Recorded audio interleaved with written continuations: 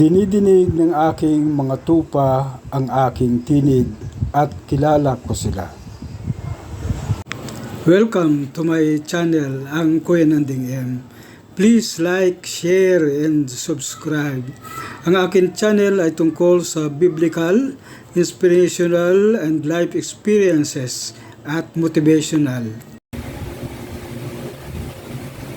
Pagbasa sa Ebanghelyo ni San Juan, chapter 10, verses 27 to 30.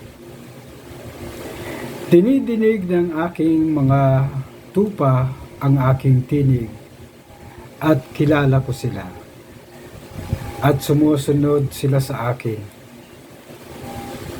Buhay magpakailanman ang ibibigay ko sa kanila, at hinding-hindi sila kailanman mapapahamak ni walang aagaw sa kanila mula sa kamay ko.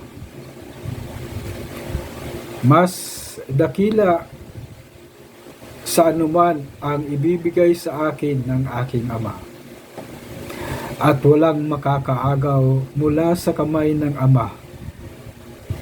Iisa kami, ako at ang Ama. Ang mabuting balita ng Panginoon. Pinupuri ka namin, Panginoong Hesukristo. Ngayon ay ika-4 na linggo ng Pasko ng Pagkabuhay. Ang tinaguriang linggo ng mabuting pastol. Kung titignan natin, magkasunod ang nangyari ngayong pagtatalaga. Noong isang araw ay itinalaga ang ating bagong Papa na si Leo XIV.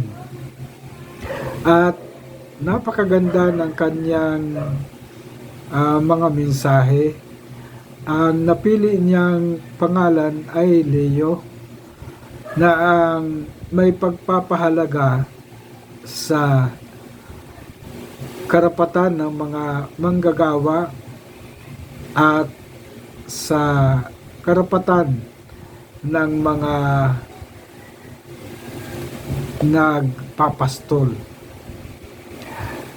At ngayon ay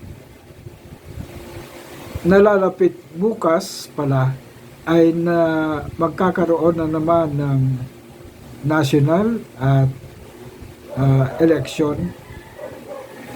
At mga tao ngayon ay nagkukumahog sa mga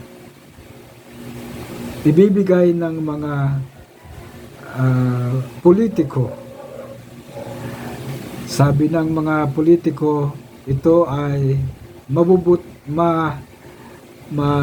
mababait ng mga tao kasi nagbibigay ng mga ayuda.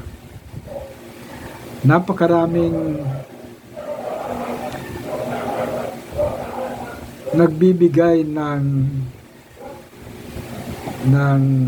mga ayuda ngayon at nagpapakita ng kabaitan sa kanilang paglilingkod.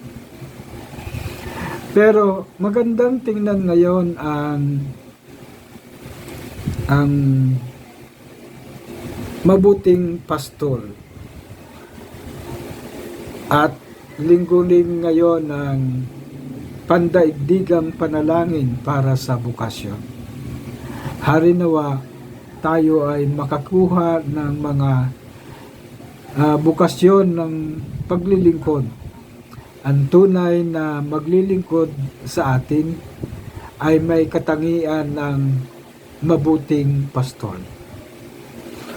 Kung titingnan natin bakit tinawag na mabuti, dahil ang mabuting pastol ay patuloy na naglilingkod sa kaloob-looban, hindi lamang panlabas na paglilingkod, kundi isang pagpapastol na may mabuti ang kalooban. At ang mabuting kaloobang ito ay tuloy-tuloy. Sana ay ganito ang ating mapipili bukas na mga taong ihahalal natin ay may mabuti ang kalooban. Ang kalooban ng magre-reflect sa mabuting pastol na siyang ating idolo at nagbibigay buhay sa atin. Ipanalangin natin na ang mga magpapastol sa atin sa ating bayan at sa ating bayan ay mayroong katangian ng isang mabuti. Piliin nating mabuti ang ating mga ihahalal dahil ito ay ilang taon na namang maglilingkod sa atin. Sana hindi lang babawiin nila ang kanilang ginastos, kundi patuloy silang maglingkod ayon sa kabutihan. At ito ang ninanais ng Diyos sa atin, na ang pagpapastol na ito ay isang mabuti, nararapat at para sa kapakanan ng ating bayan at hindi lamang sa sarili. Manalangin tayo.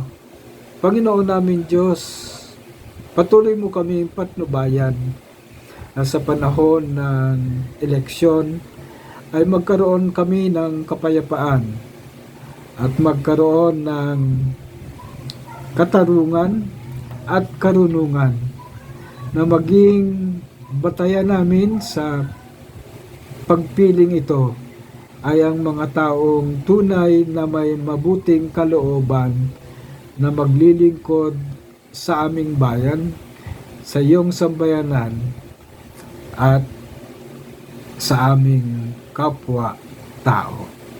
Ang lahat ng ito ay pinasasalamatan namin kaysa ng Espiritu Santo magpasawalang hanggan. Amen.